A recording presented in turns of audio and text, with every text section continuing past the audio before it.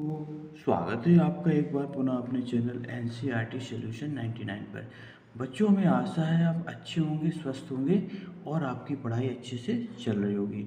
तो बच्चों, आज हम जो है कक्षा 10वीं के पाठ 1 के अंतर्गत बच्चों आज हम महाकवि सूरदास के संक्षिप्त परिचय के बारे में देखेंगे। बच्चों, ये आपकी वार्षिक परीक्षा, त्रैमासिक परीक्षा और अर्धवार्षिक परीक्षा, तीनों परीक्षाओं के लिए बच्चों बहुत ही उपयोगी है।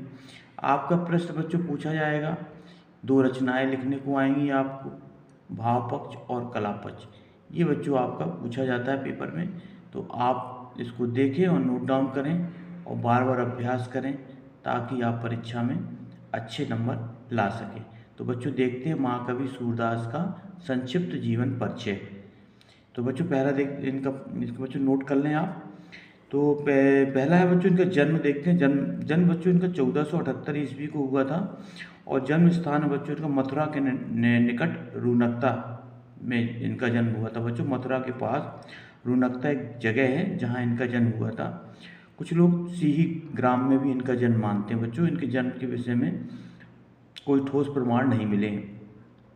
इसके बाद बच्चों इनका मृत्यु देखते हैं। मृत्यु इनकी हुई थी बच्चों 1583 में हुई थी और मृत्यु का स्थान है बच्चों पारसोली ग्राम। मथुरा के पास पारसोली ग्राम है, वहाँ इनकी बच्चों मृत्यु हुई थी।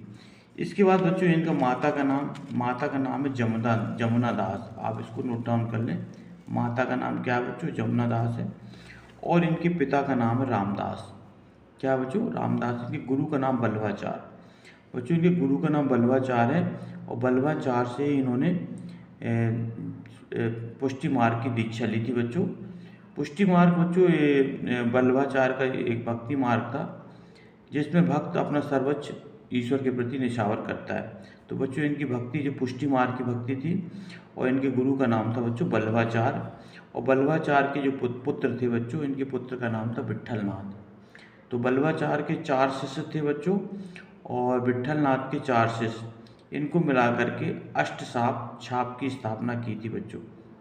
इसके बाद है भक्ति पद्धति। इनकी भक्ति पद्धति का जो आधार है बच्चों वो शाख भाव का है, वात्सल्य भाव का और माधुर्य भाव का।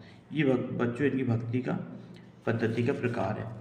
इसके बाद बच्चों नेक्स्ट पॉइंट देखते हैं रचनाएं। इनकी बच्चों रचनाएं 3 हैं।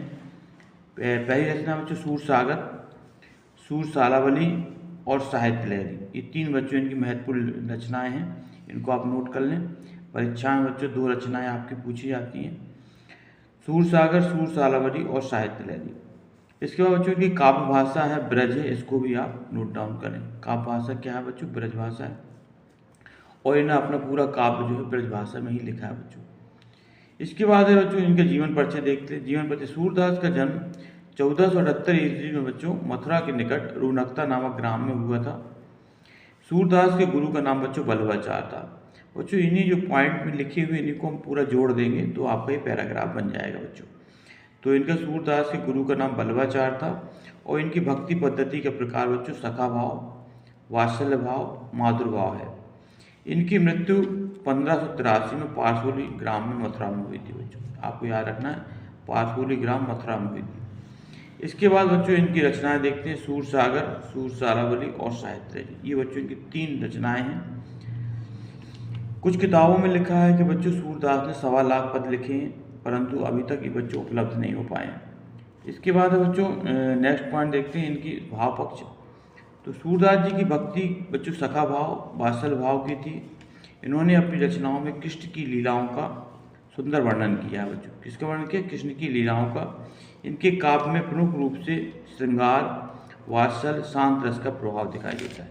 तो बच्चों के काव्य में 3 का जो प्रभाव है वो श्रृंगार रस का है बच्चों, वात्सल्य रस और शांत रस का। ये प्रभाव इनकी रचनाओं में मिलता है बच्चों। अब कला पक्ष में देखते हैं बच्चों। सूरदास ने अपनी रचनाओं में ब्रज भाषा का प्रयोग किया है बच्चों। कौन सी भाषा का? ब्रज भाषा का प्रयोग किया है। इनकी भाषा सरस है बच्चों, सरल और सुबोध है, अर्थात मतलब आसानी से समझ में आने वाली भाषा है। कोई भी पाठक आसानी से इसका अर्थ ग्रहण कर सकता है बच्चों। इन्होंने प्रमुख रूप से उपमा, रूपक और उत्प्रेक्षा अलंकार प्रयोग किया। तो बच्चों इन्होंने जो अलंकारों का प्रयोग किया उसमें उपमा है, रूपक और उत्प्रेक्षा अलंकारों का प्रयोग। इसके बाद साहित्य में स्थान है बच्चों सूरदास का बाल चित्रण। सूरदास का बाल चित्रण तथा श्रृंगार वर्णन अद्वितीय है। तो बच्चों, उन्होंने कृष्ण की लीलाओं का वर्णन किया है, वह अद्वितीय है। और श्री कृष्ण के बाल लीला और प्रेम लीला दोनों का ही इन्होंने बच्चों मनोहारी वर्णन किया है सूरदास जी ने। हिंदी के साहित्य जगत में बच्चों इनकी तुलना सूर से की गई है। इनकी तुलना बच्चों सूर से की गई है।